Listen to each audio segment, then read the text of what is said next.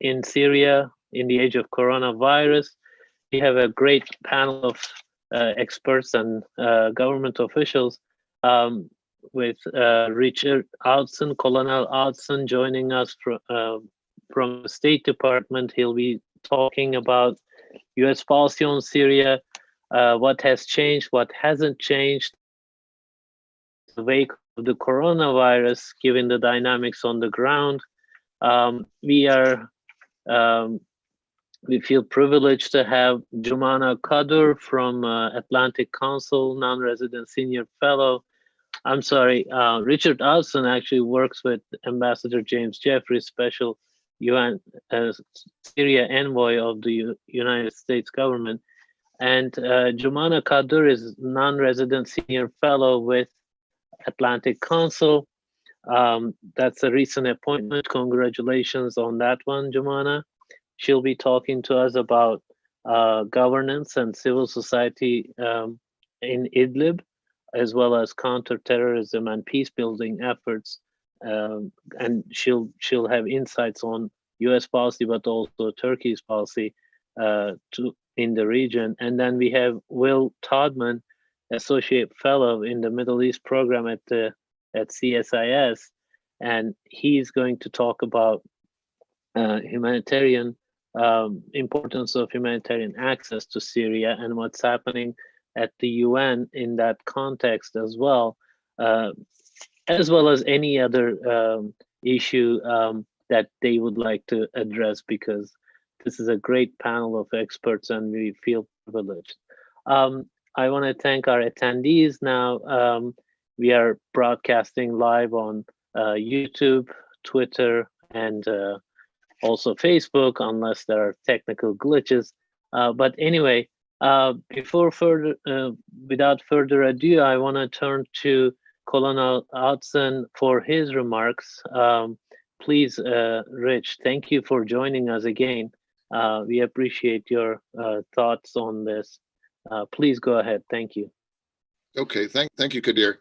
It's an honor to be here, and I appreciate the work that SETA is doing, along with a number of other excellent think tanks and thought leaders in Washington. This has been a wonderful aspect of a bad situation to see how events like this can still go forward and in some new ways bring people together. I'm very pleased to be here with Jomana and Will, with the reputations and the sort of body of work that they've done and the excellent organizations they represent as well.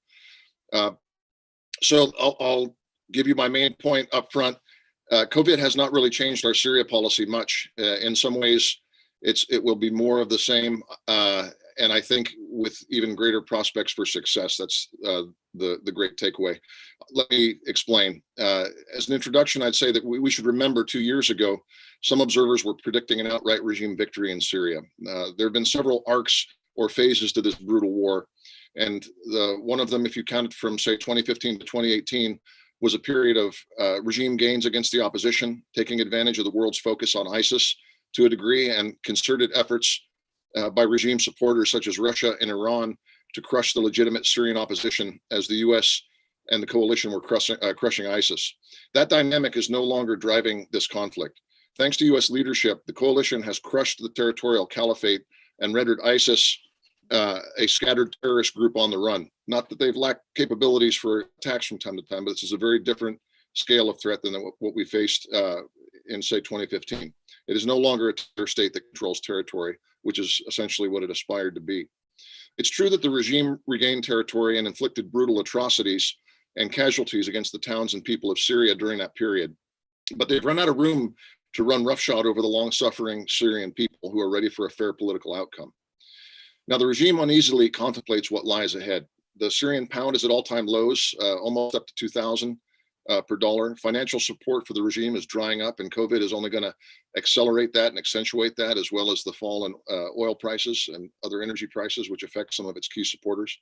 Assad's forces are struggling to maintain control of areas that they've put a boot on, and there's no prospect of seizing northwest or northeast Syria by force, at least not in the near term.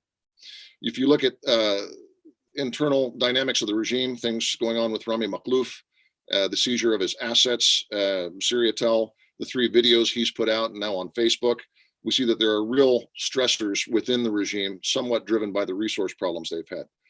The issue of Maher al-Assad's 4th Division attacking an Alawite town, Wajah al-Hajar, in the western part of Homs, after a Tarbush, an ally of Maher, was assassinated, shows that the privations being suffered by common Syrians, even in places that are fairly friendly to the regime, are casting a contrast between the very privileged network that are close to Assad and the rest of the people.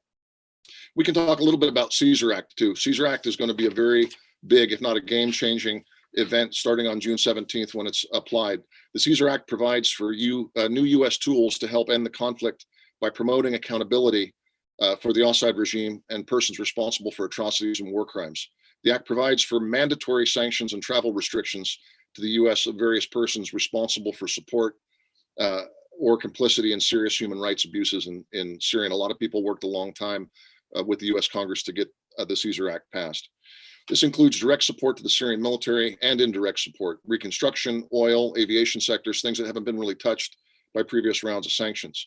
And the goals are to deny the regime financial resources and to send a strong signal to third parties that there will be no reconstruction of Syria with international support as so long as we have an unreconstructed regime and we have not gone through the 2254 process. There's also an executive order 13894 from last October that gives additional authorities. We need help from the international community to continue to document, as Caesar himself did, the sort of violations that result in sanctionable behavior. But these are all reasons, all these dynamics, to think that the regime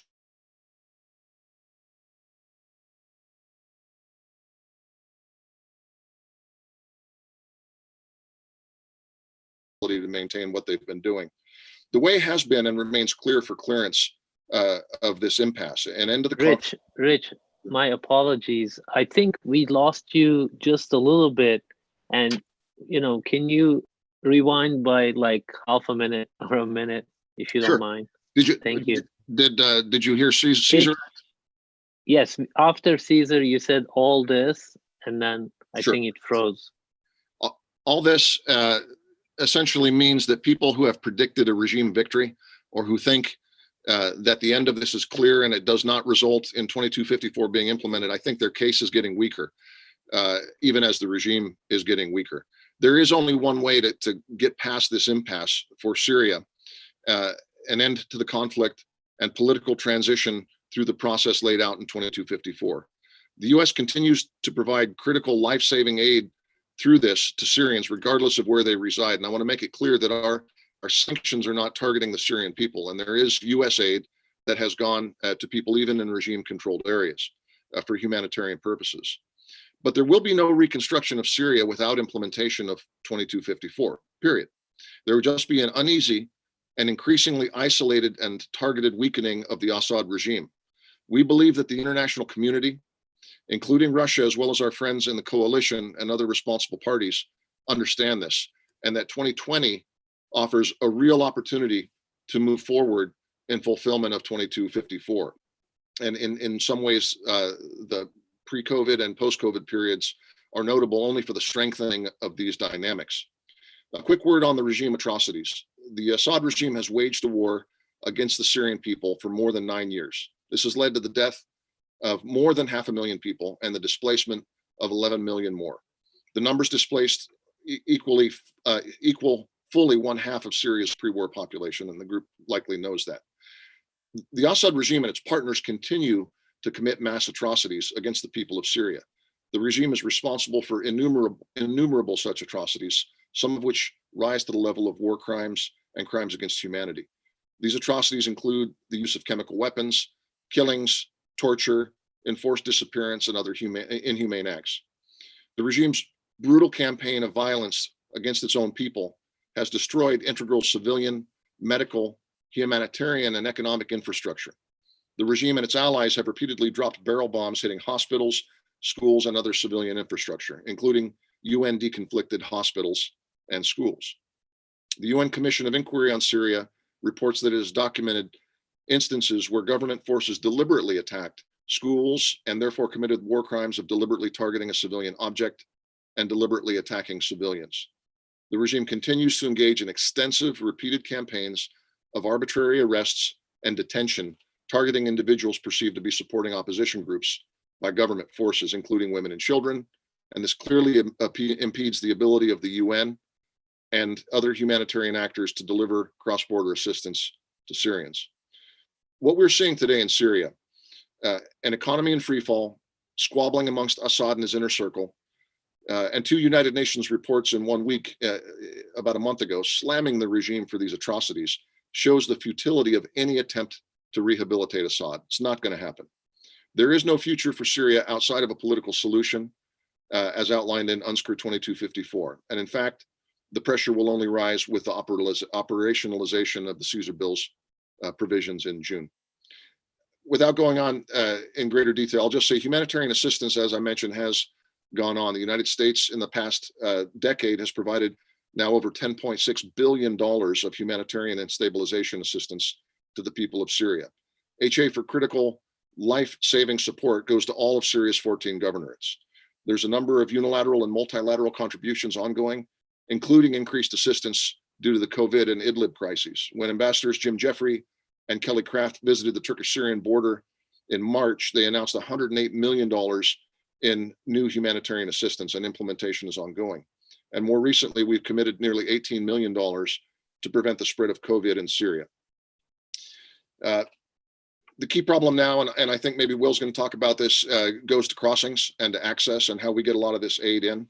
But the underlying humanitarian problem remains the intransigence of the regime and its supporters in failing to engage on a political resolution to the conflict, and in continuing to commit brutal aggressions against civilian communities in areas outside of regime control. We will continue to work with our allies and partners to ensure all that can be done to improve the lives of Syrians in the most threatened communities is done, while applying maximum pressure to incentivize serious negotiations. And we will not flag in those efforts. Thank you, Rich, for laying this out for us. I think it's a great point to start. Jomana, I'll go right to you for your initial remarks, please. Sure, thank you. Thank you, Kadir and SETA, for hosting us. And it's an honor to be next to my co-panelists. I'm going to focus a bit on the governance issues that we have in Idlib, sort of the fate of Idlib at large, before Will goes into some of the more, the specific humanitarian issues that the area is struggling with. But just to take a step back, so as we all know, Astana was meant to set sort of the framework through which Russia, Iran, and Turkey were meant to sort of deal with the areas of Syria, most specifically Idlib, and lay really where the buffer zones were supposed to be, the fate of the M4 and M5 highways, and the question of terrorist groups, specifically HTS, and what the Turkish government was sort of charged with doing under that framework. Now, as you know, and as both Turkey and Russia have sort of made has been brought to the public eye, is that the Russians and the Syrian government argue that because terrorist groups were never eradicated by Turkey from Idlib, that gave them sort of a carte blanche to further their offensive in Idlib, and violate the ceasefire that we saw them do in a very horrendous way since last December, culminating in the displacement really of 959,000 Syrians, the largest displacement Syria has ever seen until March. We saw obviously that ended with the killing of 33 Turkish soldiers by Syrian government forces, with knowledge of Russia, and then eventually this very pivotal moment, forced negotiations and eventual ceasefire that is held more or less, with some obviously daily violations of the ceasefire on a smaller scale until today. But that being said, the Turks have lost some critical cities. The Syrian opposition and with the Turkish observation points, the Ma'arat al-Nu'man, Saraqib, and Kaframbul, which were really critical to the Syrians living in Idlib, those were all lost and have now returned to regime control. I want to talk a little bit about HTS because of the continuous conundrum it has placed the Syrians of Idlib in, but especially following the US and EU pullout from supporting civil society activity in those areas.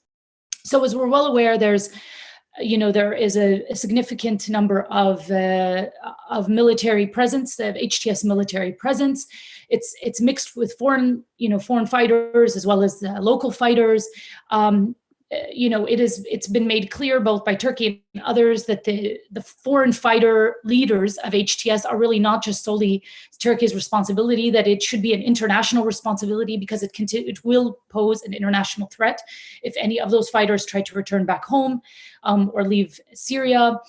Different Syrian civil society organizations have presented options, ideas for what to do with local fighters, disarmament, DDR camp, programs, etc. But all in all, the consensus by most Syrians on the presence of HTS in their areas is quite clear. Although some people have tried to, some analysts, I think, in recent terms have tried to sort of rehabilitate the possibility of HTS being a cooperative player in Idlib. Many Syrians have come out very much strongly against this, arguing that Jolani himself and the most prominent HTS leaders are viewed in the same way that Bashar al-Assad are viewed. I mean, the levels of oppression, the closing down of schools, closing down of women's empowerment programs, etc., are just as much of a threat as Assad to them. Now, the HTS claims to have administrative operations through which they run government-like services.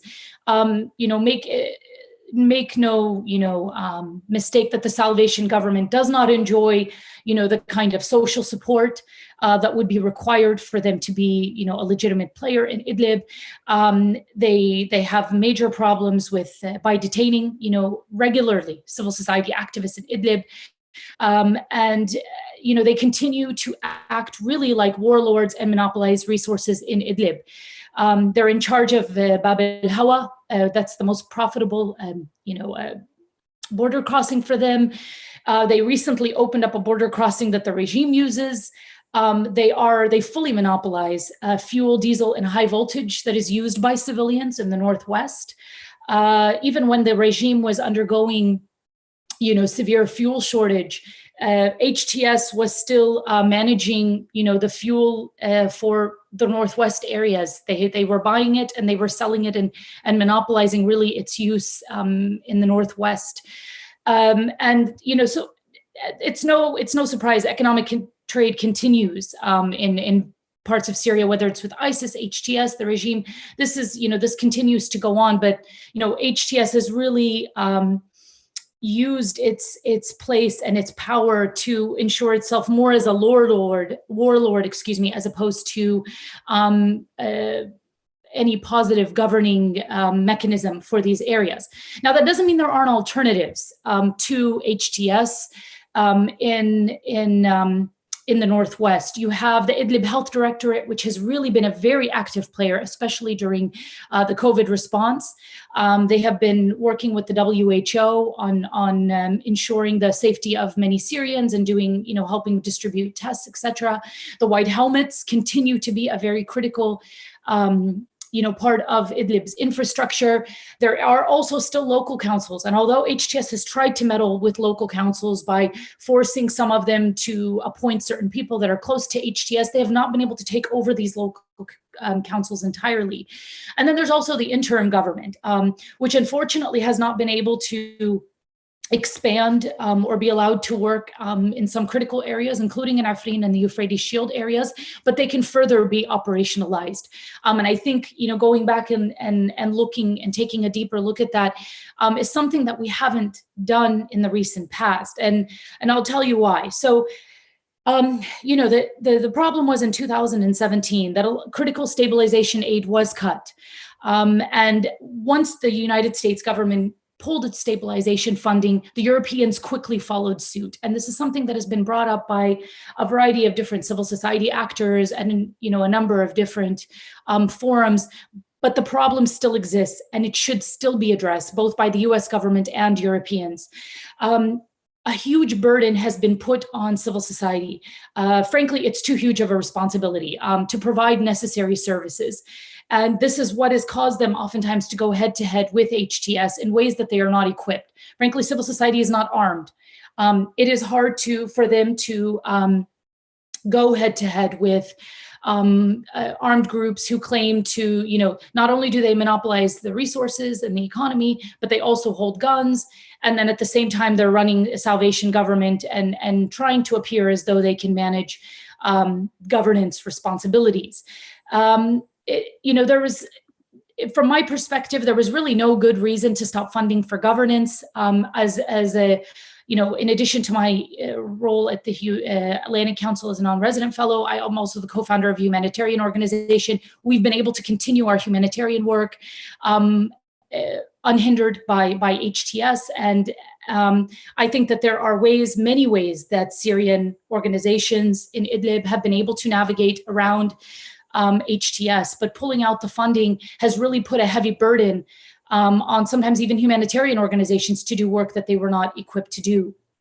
And the second thing that I would mention on this, just in terms of US policy, is that even if HTS was a bit disbanded tomorrow, even if the Turks were able to really make a dent in a clear dent and break the structure of it, there's a lot of work that needs to be done in civil society to counter the radicalization, and that needs to be done by civil society organizations that, once again, like I said, have been deprived of necessary funding to do this work.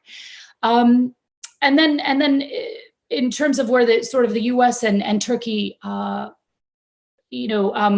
can assist one another, can do some of this work together. Militarily, we saw that Turkey went head to head with Russia, which we may differ with Turkey on a variety of issues, but Turkey really going head to head with Russia was able to stop the massive bleeding that we saw happening in Idlib for months.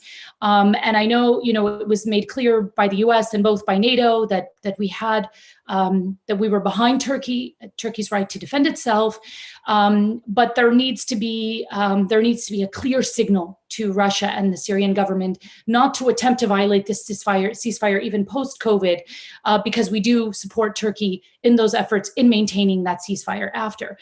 And finally, I'll just end with one policy recommendation for the Turks is that, and for the Turkish government, while it's, it has, the border crossings that Will is about to talk, they provided critical aid through the Turkish border to humanitarian organizations in Syria.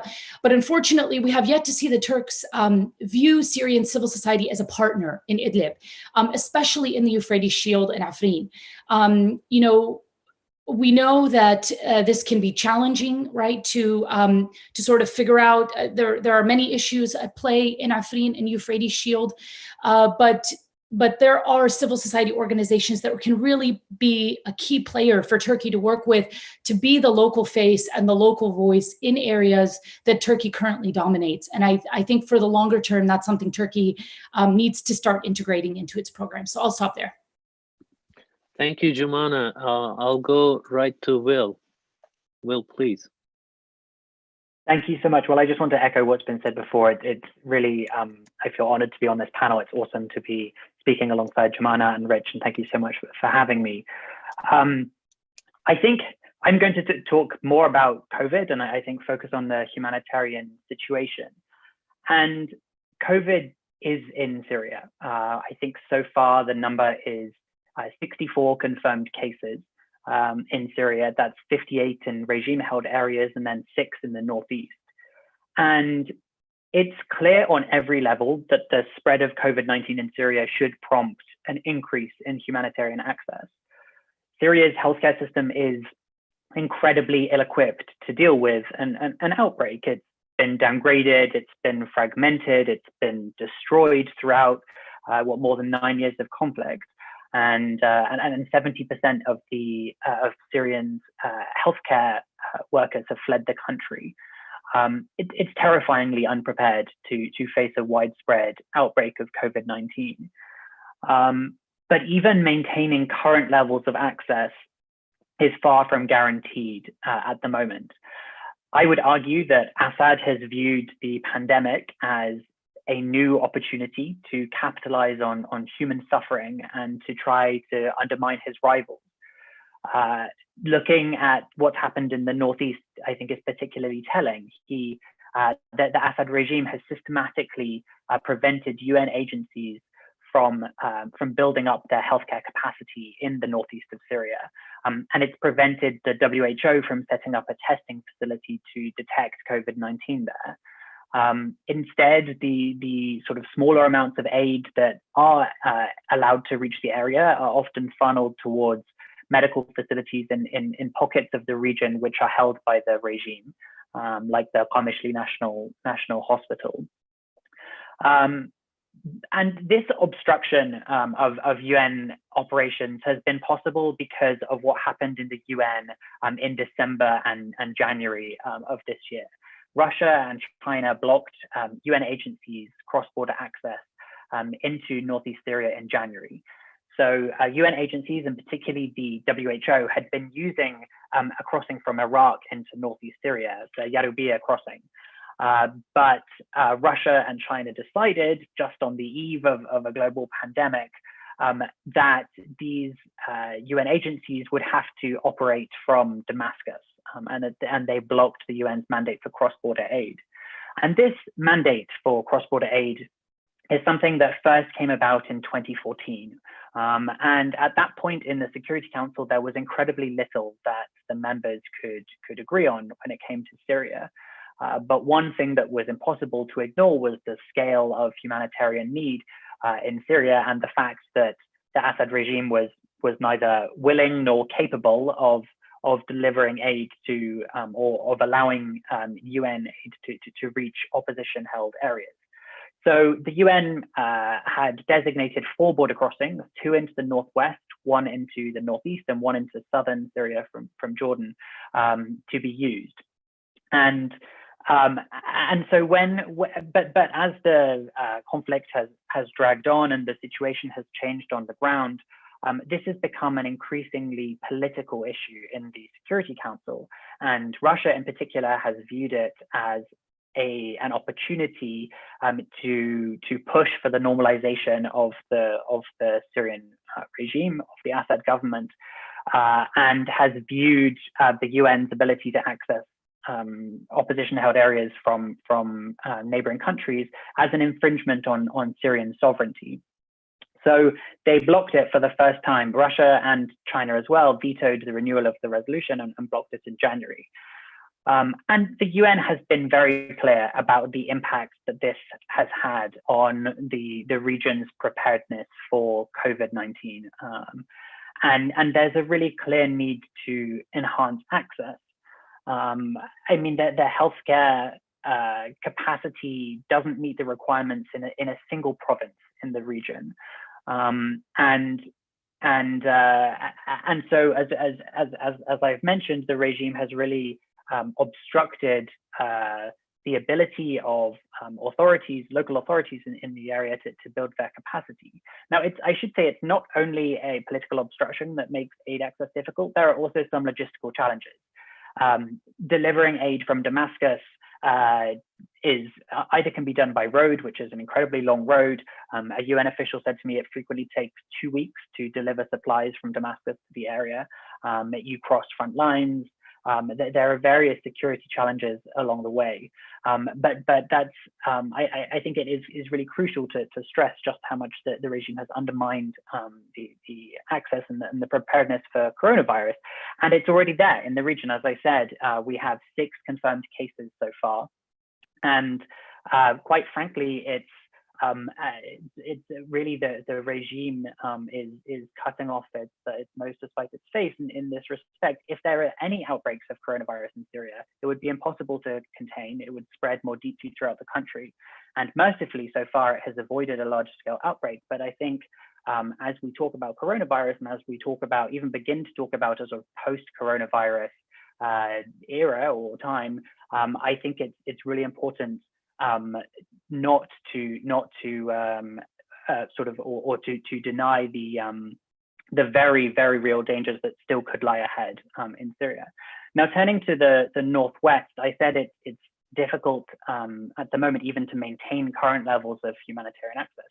That's because Russia has previously stated its desire to block the 2 border crossings into Idlib or into Northwest Syria, Bab al-Hawa and Bab al-Salam. And these 2 border crossings have been used more than ever in the last 2 months. In March and April, the UN counted the highest number of trucks of aid traveling into these areas since 2014, since this cross-border operation began. And that's because of the need that Jomana touched on. I mean, that since the regime offensive that began in December, we've seen nearly 1 million people displaced in the area. Many of these remain displaced today and suffer from a catastrophic lack of medical supplies, even of food. Just last month in April, UN food interventions reached some 2.8 million Syrians in northwest Syria. So I think you mentioned at the start the UN session yesterday, the Security Council met to discuss UN humanitarian issues humanitarian issues in Syria, and there are really worrying signs that some of the Security Council members do not fully appreciate just how dire the situation could get in the area. And some countries, I think, are tempted to follow the argument which Russia puts forward about the need to respect Syria's state sovereignty. And the US is certainly trying to ensure a renewal of the cross-border resolution at a minimum into northwest Syria. Clearly, there's a need to enhance the UN's access to the northeast as well. But I think there was a period of hope among the humanitarian community that the threat of coronavirus would raise the stakes to such a level that it would be difficult for even Russia to veto this resolution. Now, Russia has not been moved by humanitarian concerns throughout the conflict, but it would certainly be catastrophic. Mercifully, there have been no confirmed cases of COVID-19 in the Northwest just yet. But when you think about the number of aid workers who are traveling around in the area, the presence of foreign fighters and whatnot, the possibilities of it spreading are very real. And the UN has been attempting to increase its capacity. I understand that it's increased the capacity of ventilators in the area and has sent in an additional 30. And its plan is to have an additional 95 to meet the needs of these people. But it's been quite slow there as well. And I think the threat of COVID is very much looming over these discussions. And unfortunately, though, it's political considerations that may end up sort of clouding the clear humanitarian imperatives. So I'll stop there. Thank you, Will.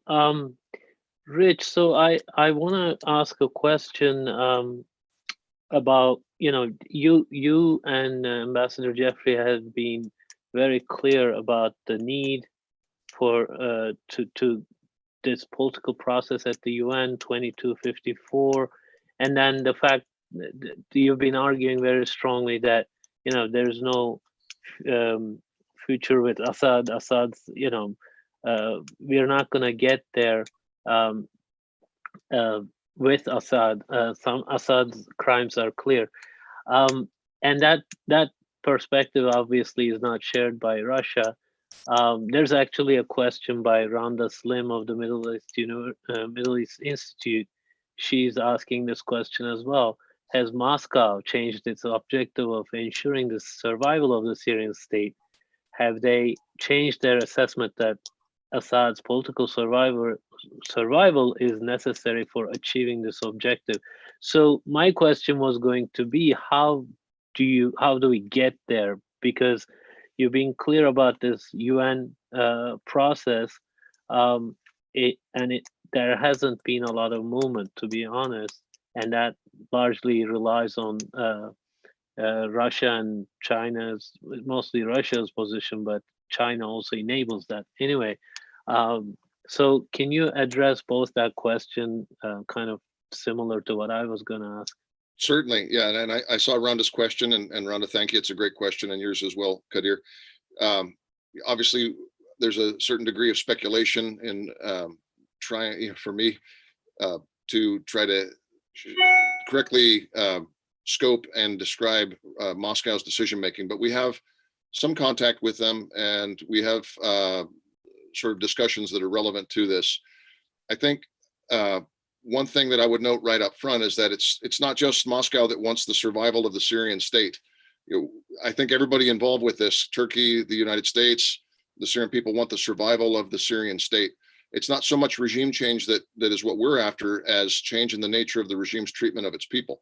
We don't see how that can happen with Assad in charge, but we have not for a long time made it a sine qua non that, remove Assad and then we talk. It's a process that's laid out in 2254. Now, do we think that there's a possibility that the Russians are warming up to 2254, which is something, obviously they signed up for at a certain point, or at least thinking that this process, which has been described as moribund by some, might actually take flight? I think there's reason to believe that. I think one reason to believe that is if you look at the signaling coming from people in Moscow, not necessarily Putin, but people who probably wouldn't say what they're saying if they knew Putin didn't at least agree with the signaling, have come out. There's been a string of articles and public statements made by people close to the Russian government that have directly criticized Assad and called for sort of a questioning of whether he is the one to be able to take Syria into a stable position. I don't want to read too much into that. This could be tactical on the part of the Russians. It's not that they're ready to jettison a guy that they've committed so much to.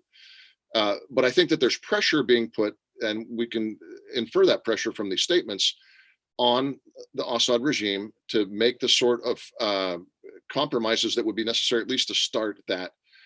As a skeptic, I think it's possible that the Russians and other supporters of the regime want to open that process up a little bit so that they can loosen some of the restrictions that are becoming quite onerous, both for the regime and for its supporters. That's okay. As a tactical first step, to get the Constitutional Committee going in a fulsome way and to start talking about elections, which are the key components of 2254, needs to start somewhere.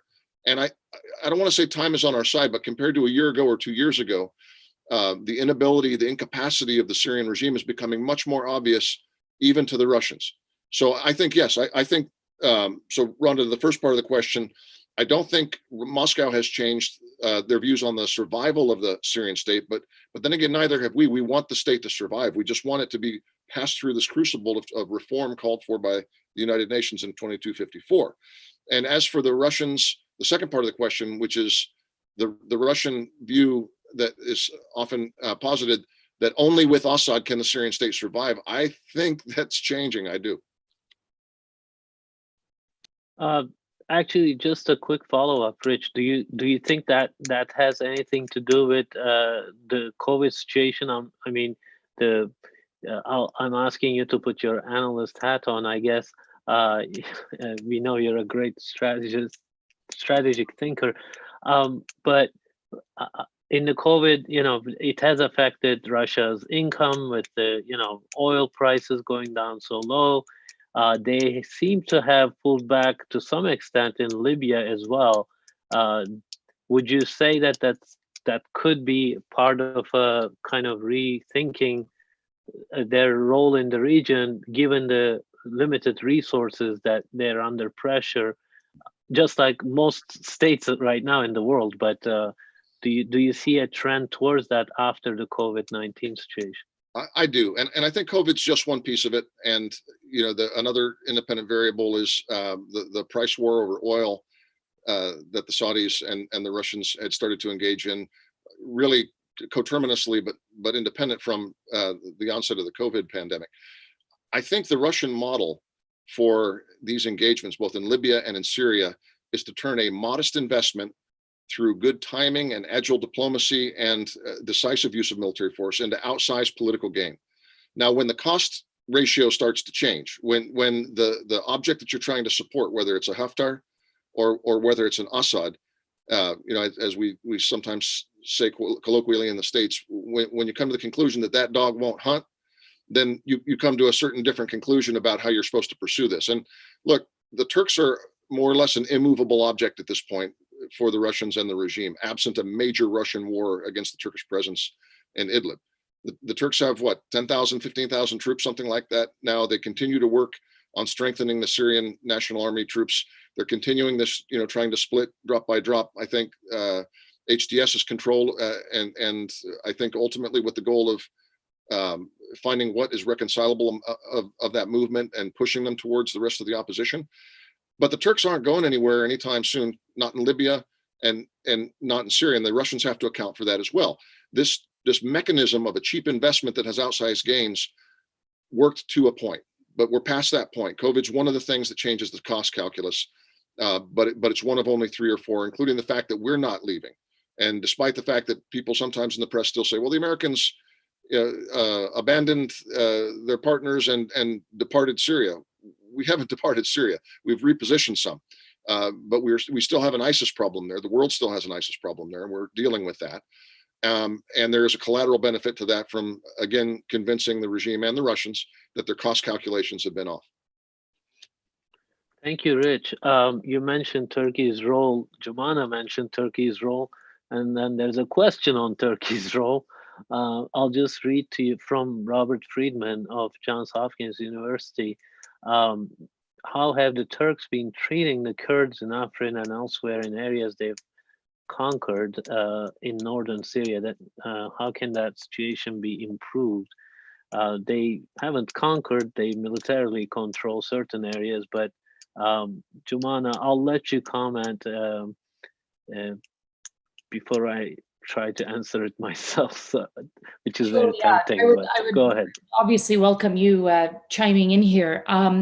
Now, to my understanding, there's 2 portfolios that have been open to look into the problems that obviously have taken place in Afrin, including displacement, and I'm forgetting the name of the exact portfolio, but looking at some of the displacement and property loss and crimes that have happened in those areas. I heard this from a member of the Syrian opposition, that this is a portfolio, some portfolios that have been open to look at some of these issues.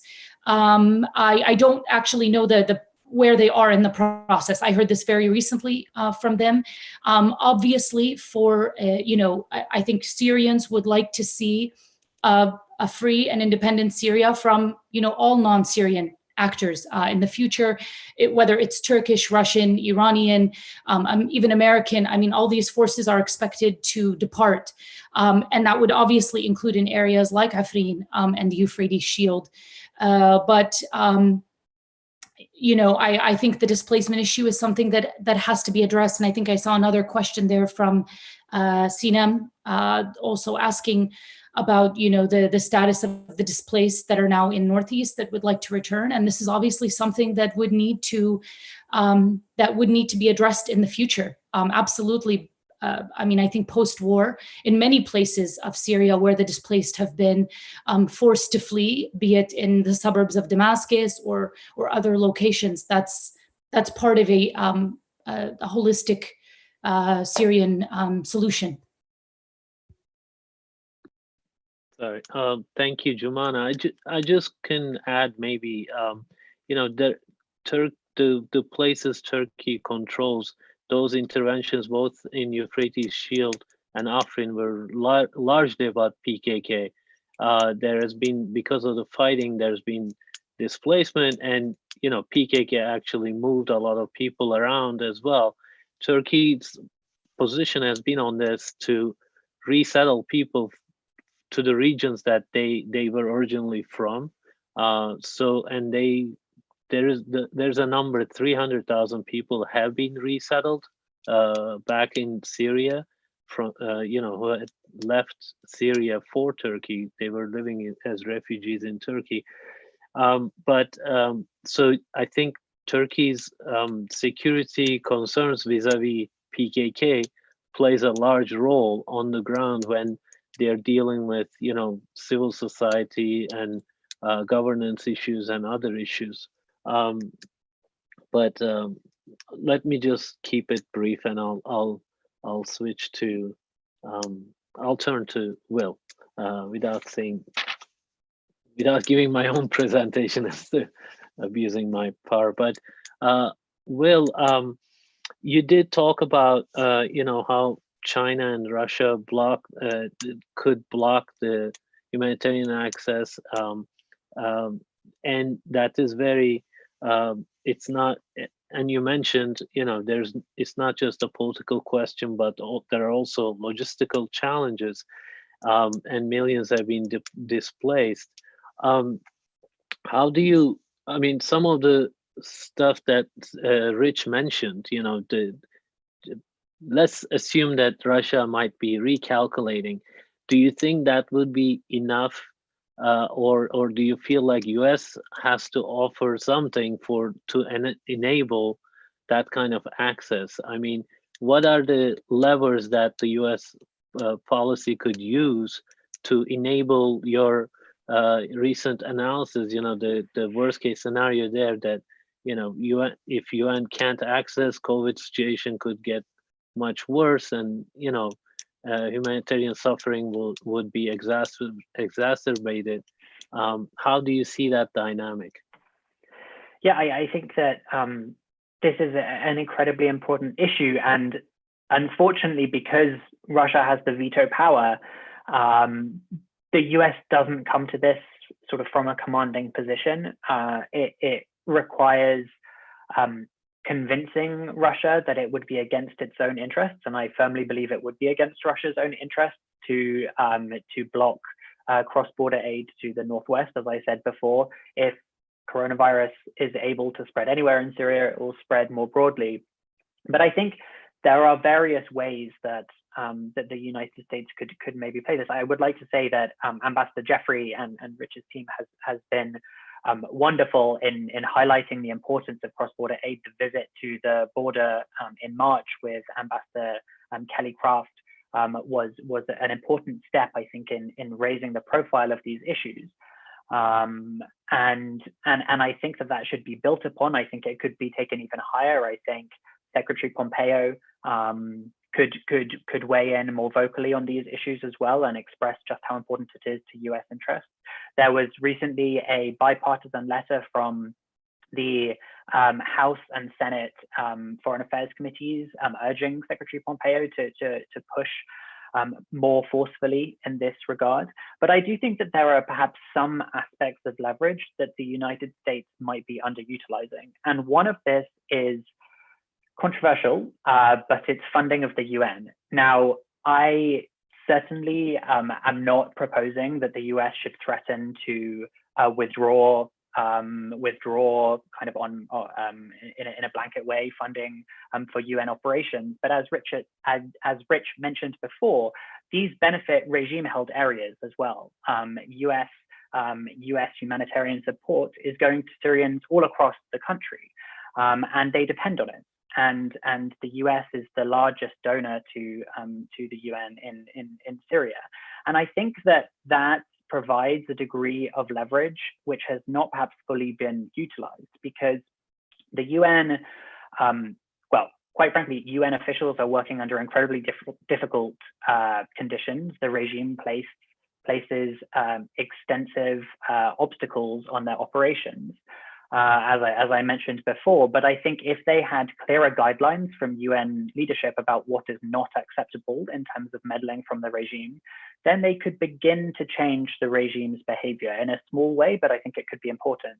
And one way of using the US funding as part of this leverage would be to, for example, shift aid away from UN agencies which have more problematic relationships with the Assad government towards ones which are showing a higher level of independence as a sort of incentive. And so I think that might be one way. And again, that would have a big impact on Russia. I mean, the stability of Syria is something that's very much in Russia's interest, and Russia has no interest in seeing this humanitarian aid decrease. So that's one part of this.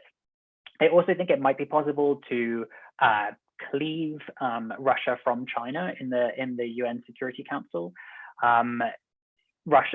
China has expressed an interest in showing global leadership on coronavirus and the COVID-19 response. And I think it would be utterly unjustified for it to simultaneously claim that it's trying to help countries around the world combat it, while also blocking UN access to Northwest Syria at this time. That's something that Ambassador Kraft raised yesterday in the Security Council. It didn't go down very well. China responded quite forcefully. But I think it's an important point, and I think it should be raised and stated in those terms, if not even more explicitly. China would be responsible if China blocks this or vetoes this resolution with Russia. They would be responsible for the levels of humanitarian suffering that would undoubtedly ensue in Northwest Syria. Thank you, Will. There is a question actually related to the aid. I want to pose that to you. The question is from Michael Kurtzik, and it says, is there any real agricultural production going on in these areas, or are they all dependent on food aid?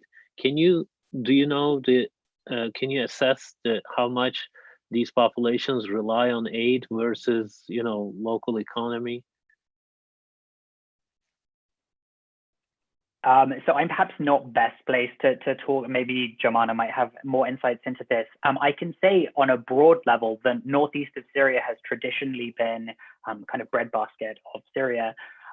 Its agricultural lands have suffered from various things recently. In particular, ISIS has been burning huge amounts of fields and in the area, which has undermined agricultural production. As I said though earlier, I think just last month, UN food security and livelihood interventions in Northwest Syria reached 2.8 million people. So I think that shows the level of food insecurity in the region. But perhaps Jomana or Rich have more points about the agricultural production.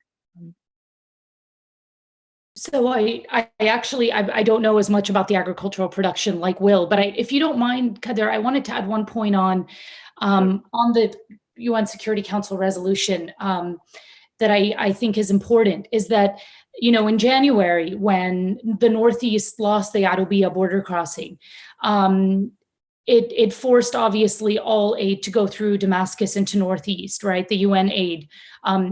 Other aid could still come through, but UN funded aid. And what we've seen very clearly is the regime has not been willing to send the necessary aid to the Northeast. And this is something that we've brought to the attention. I think a lot of civil society groups, humanitarian organizations in the Northeast have made it very clear that the agreement was, if Yarubiya's crossing was going to be closed, that they would have access to aid through Damascus. And the regime and Russia have deliberately withheld aid, and the aid that has been sent to the Northeast has very clearly been sent to clinics that are affiliated with regime figures. It has not gone to the hospitals that need it most. It hasn't gone to the places where there are the displaced and the most vulnerable. And so if anyone wants to know what it would look like if we were to also shut down the two last border crossings from Idlib, we have a sneak preview into what that would look like, because I can't imagine the regime in Russia acting any differently than they have been acting in the Northeast. Can I add just another really quick point on that? Sorry, sure. I don't want you to monopolize this. But I think to the extent that they've been able to, local humanitarian organizations in the Northeast have tried to scale up their operations. And they certainly haven't been able to plug the gap, but they have been able to scale them up. One of the fears in the Northwest, and why this would be particularly impactful to the Northwest, is that lots of these organizations are already operating to their maximum capacity. They're dealing with, as Jomana said, this is a completely unprecedented displacement crisis throughout the Syrian conflict. And so they would lose not only the actual supplies getting across the border, they would probably also lose the UN funding mechanisms, and they just wouldn't be able to scale up. So I think that's just sort of one other small point about just how dire it would be in the Northwest. Thank you, Will. I want to pass it to Rich if he has any comments on what has just been said about the humanitarian aid. but then we have quite a few questions actually. I'm really happily pleased that people are asking a lot of questions here. I want to get them get all of them answered hopefully. Richard, please. Sure. I don't have a whole lot to add except for on the question about agricultural production. I know that in the Northeast, traditionally that has sort of been the breadbasket of Syria, and I think Idlib has a healthy, in peaceful times, a very healthy agricultural economy as well. In the Northeast, it's been less affected, and I think even the fact that there's some mixture of regime and Russian and other troops, it's sort of a very complicated security situation. It is stable enough to sustain agricultural production.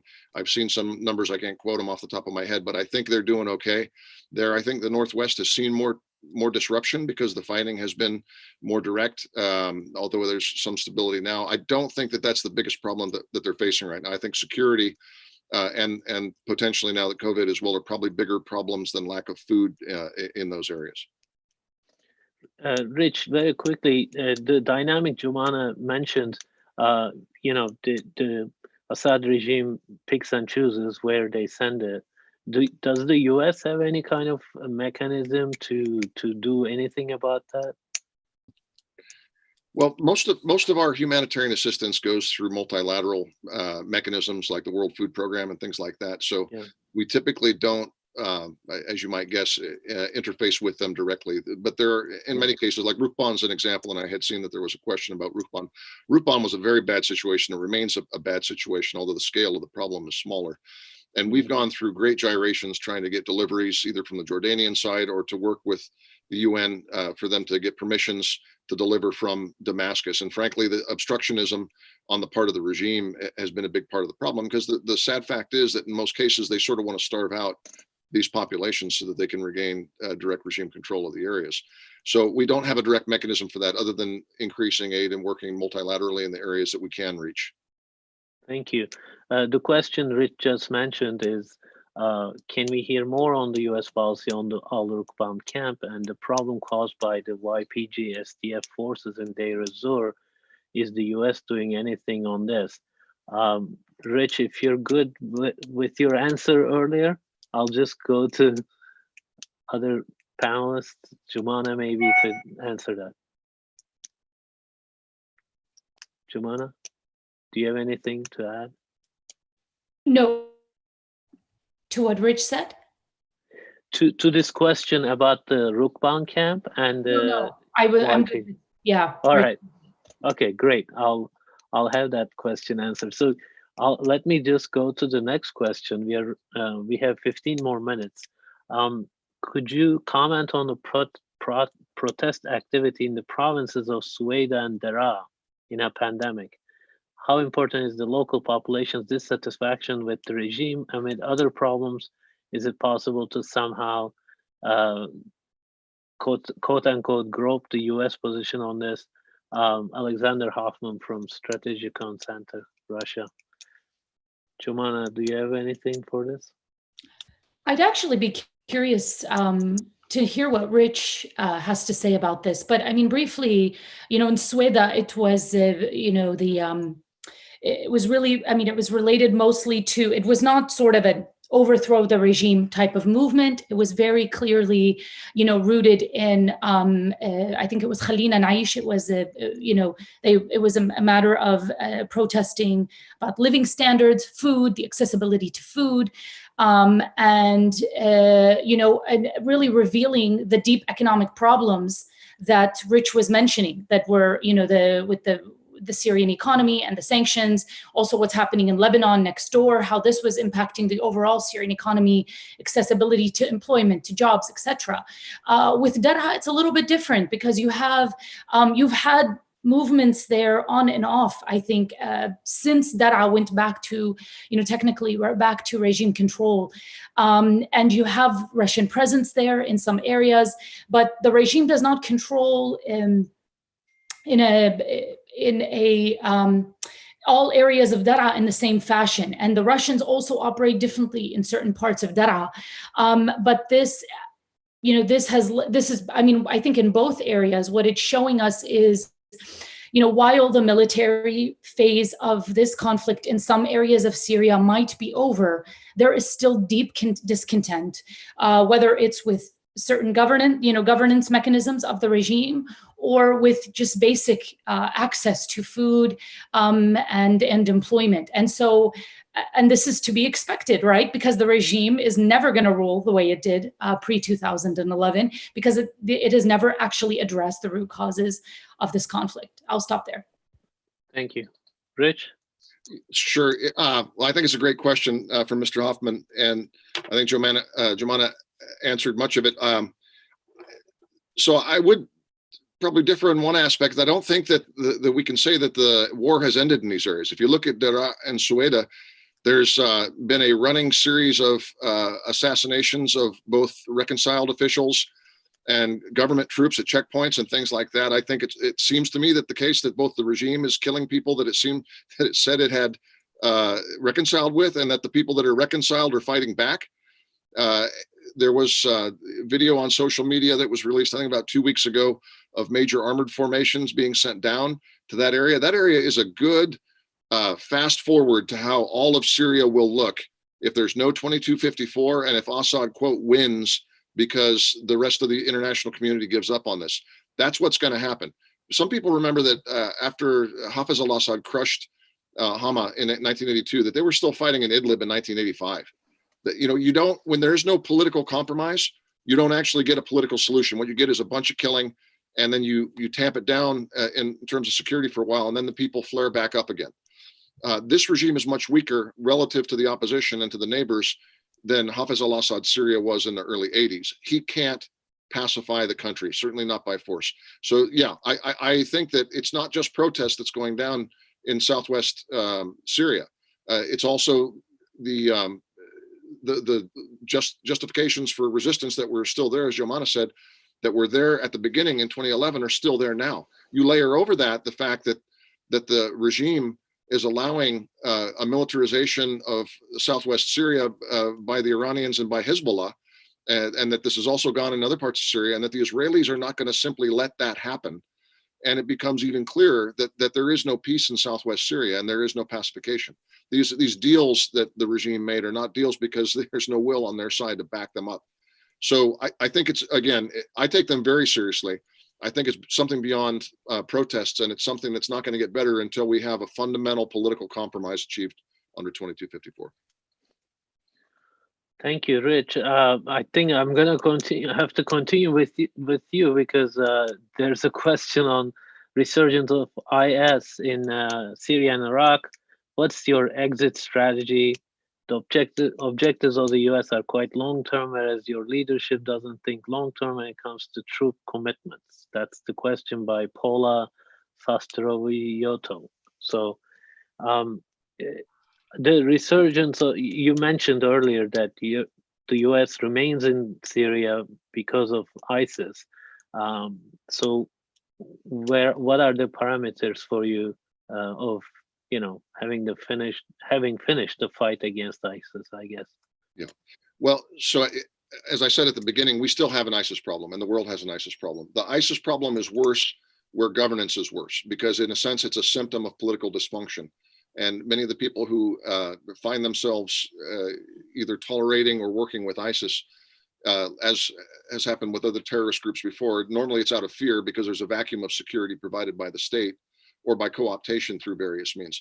You'll note that in Syria, the recent attacks in which ISIS was able to temporarily take territory or kill a significant number of people happened in regime-controlled areas.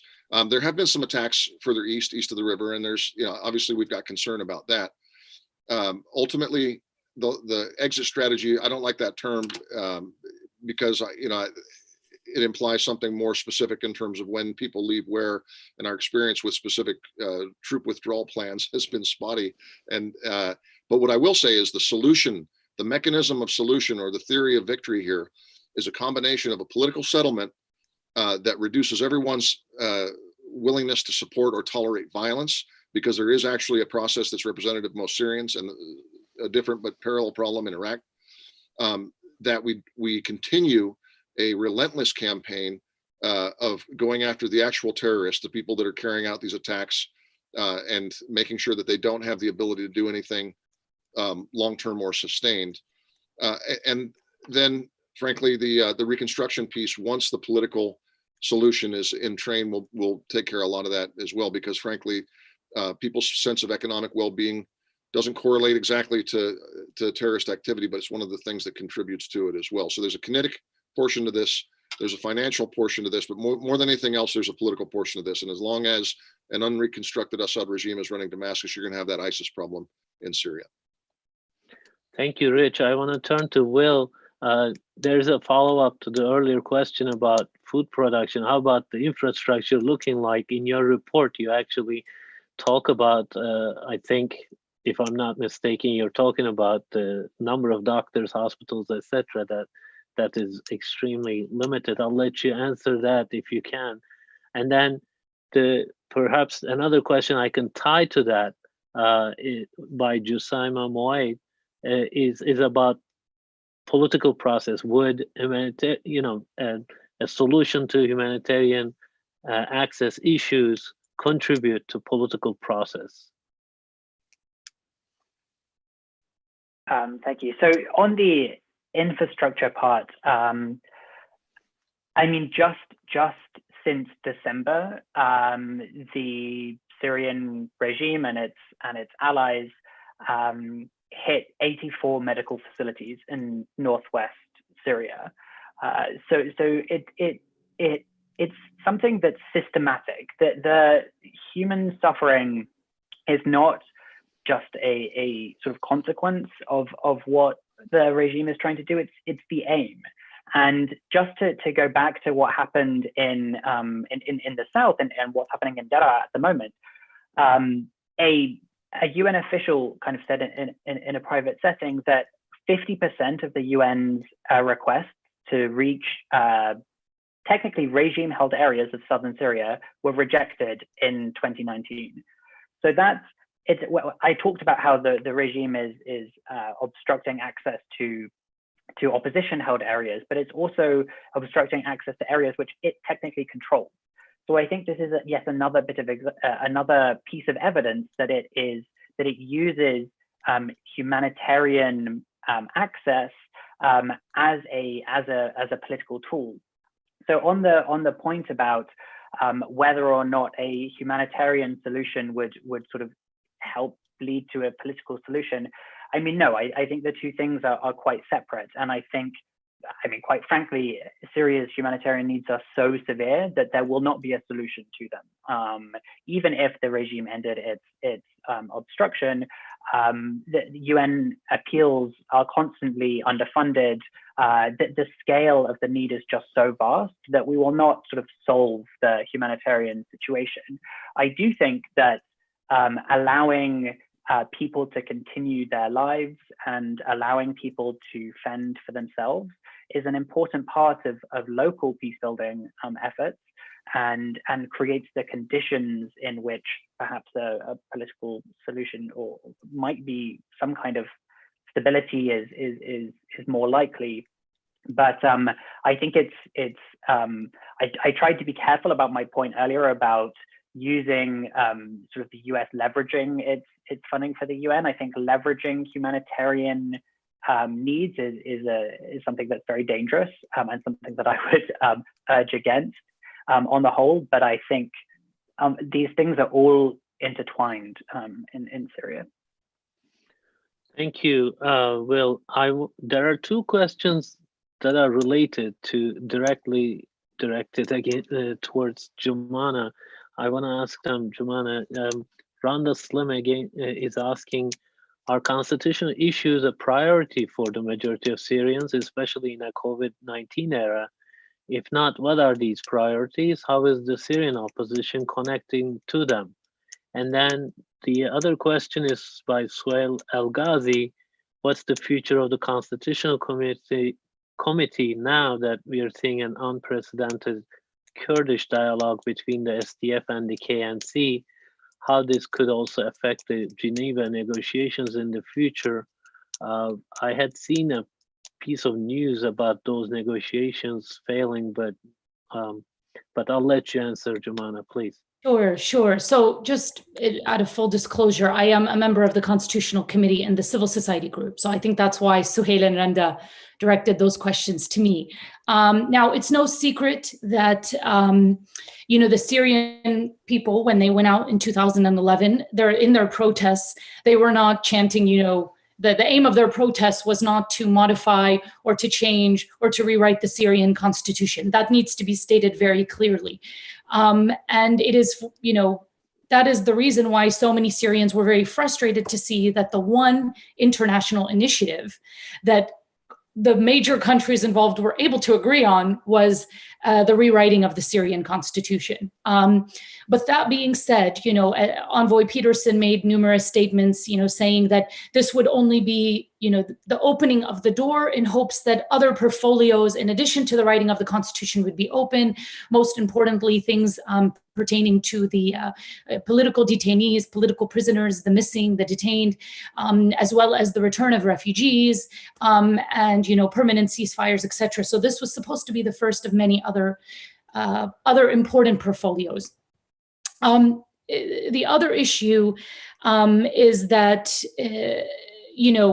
how these people were they representative or not, given the fact that they were selected by different governments, by different the opposition was, they made the selections themselves, etc. Like, how representative would this actually be of the Syrian people, because they were not voted, including myself, we were not voted into this position. And so that goes to the heart of Randa's question, is that, how much have members been able to actually represent the Syrian people? And it's a very valid question, and it's something that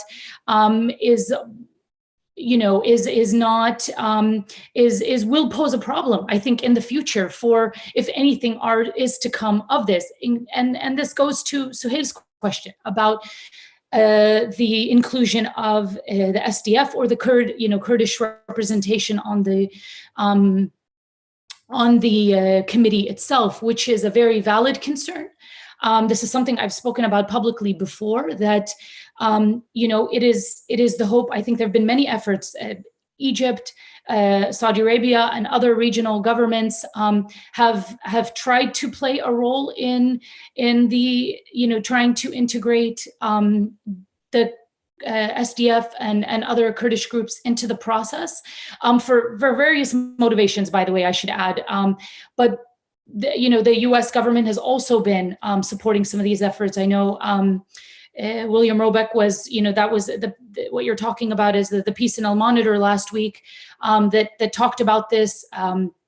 Masoud Barzani has also been involved, given his warm relationship with both the Kurdish government, the Turkish government, as well as Syria's Kurds. So a lot of different entities have been involved in trying to have a greater number of Kurds as part of this constitutional process. And I think it's going to be very important for the committee to be representative. But that being said, all of this being said, and I don't like to be pessimistic, given that I'm part of this process, but the reality is that behind closed doors, several different governments, even those who are publicly supporting this process, do have very serious concerns, and rightfully so, about the fact that this, constitutional process is being done as sort of a cure-all for Syria's problems. In most, immediate post-conflict scenarios, you have the peace process that lays out specific agreements on various important issues, and then a separate constitutional track in order to address issues that really are meant to be in a constitution that is long-lasting and is meant to lay the framework for future governance in a country. And it's very difficult to do both at the same time, which is why the Constitutional Committee has really been at a standstill, I think, and has not been able to move forward in the way that Envoy Peterson had hoped. So I don't know if it's going to be a successful endeavor. We have yet to see. For now, COVID is sort of the excuse that's being used by the Syrian regime and the Russians to justify delay. But the regime was happily delaying this process even before COVID. So I am very skeptical about the ability of this, to move forward in a positive direction post-COVID. Thank you, Jomana. We are running out of time, but I want to accomplish getting all the questions answered. Rich, there are two questions you can see on the screen probably. Are there U.S. plans to make changes in SDF held Deir ez-Zor? There are continued rumors about this. Vladimir is asking this. And there is another question by him as well. Is the U.S. supporting unity talks between KNC and PYD? Is the goal of these talks to make the Northeast administration more acceptable to Turkey? Vladimir always asks the hard questions. So quick answers. I am not aware of any plans to change the status of Deir ez-Zor, but then again, at that level, we're probably talking about sort of military operational planning that would be conducted by CJTF OIR, Operation Inherent Resolve.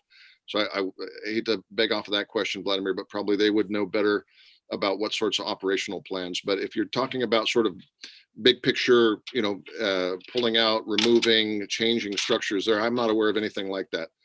And on the second part, look, it has been our position that a dialogue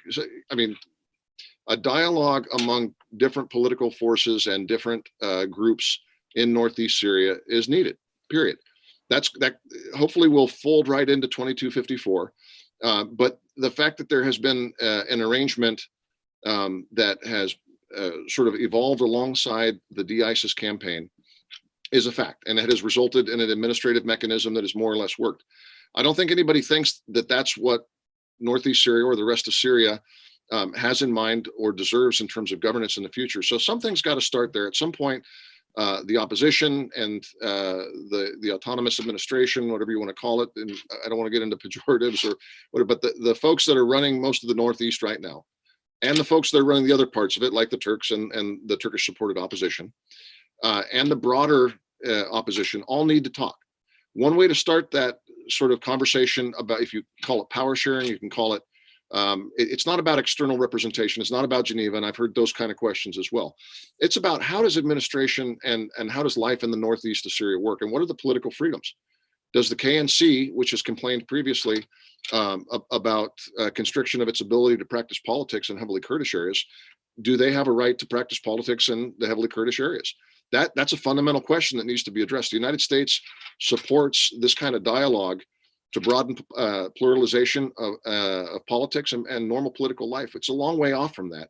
And I don't think people should read too much into that. But yes, as a general proposition, we support those talks and we support broadening of the political space in the Northeast.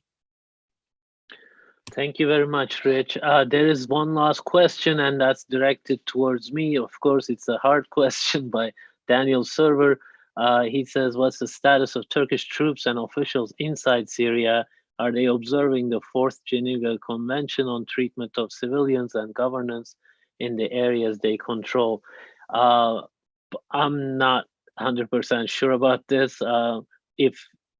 What kind of status legally, but I know that Turkey is there for self-defense, but I don't know how legal framework works. And Turkey does a lot in terms of humanitarian help and trying to figure out the civilian dynamics, governance dynamics on the ground. But these are broad comments that I can make. I'm not extrememely detailed about this, but I know that it's always, as I mentioned earlier, Turkey is extremely concerned about PYD presence, PKK presence on the ground, and how they kind of blow up local dynamics with other ethnic groups. So I know this is not the most satisfactory answer, but that's gonna have to do. So I just want to give 30 seconds each if you have any final comments. Other than that, this has been an extremely comprehensive discussion, and I'm really impressed by some dozen questions we've received. Please, Will, let's start with you. Sure. I suppose I would repeat something that I mentioned briefly before, which is, so far, it seems that coronavirus has not spread that widely in Syria. In part, that's because the government is not transparent about testing and also lacks the capacity to do a lot of testing. But I just want to stress this does not mean that Syria has escaped the true danger of this pandemic. If the conditions are allowed to continue and to exist in which the pandemic can spread, then Syria, this will be a new level of suffering on all of the other levels of suffering that the Syrian people have gone through. And so I would just urge the UN Security Council members to avoid playing political games about this and to focus on the humanitarian needs and doing whatever they can to enhance Syria's ability to defend against this pandemic. Thank you. Jomana. For me, I think the critical piece in solving a lot of these problems in Syria really goes back to, I know it's become sort of an overplayed tune, but the civil society groups that we have seen develop in Syria over time can and should be supported by, and they should be seen as really reliable actors by the Turkish government, by the US government, by the Europeans, by others who, frankly, in many instances have invested in them over the last 10 years, but have been largely abandoned over the past 3 years. And their challenges have only grown in northwest Syria and northeast Syria and inside of government areas, as we were saying about Daraa, Sweda. And I can't emphasize enough really the need to go back to communicating with them, and probing them for how we can lay the groundwork outside of sort of the military solutions that everyone, including the United States, seem to be saying, they're turning their back on. Outside of Assad, there is still that middle ground with civil society that I think will hold the key to legitimizing political settlements that may be reached, that will lay the groundwork for counterterrorism efforts that are necessary. And so I'd really like to be emphasize that, as we must go back there. We must reconsider our policy on this. Thank you. Thank you. Rich, you have the final word. Okay, great. Well, thank you. This has been a wonderful event and really timely and important to keep focus on this, even though COVID rightfully has been a focus of everyone's attention in recent months. Look, every war ends. Wars end in a variety of ways. This has been a particularly brutal, ugly, long war. One way that wars end is with an outright military victory by one side or the other. That's not going to happen. That's pretty clear here. Another way wars end is through the exhaustion of the parties involved, and people essentially go back to status quo because they realize a problem can't be solved.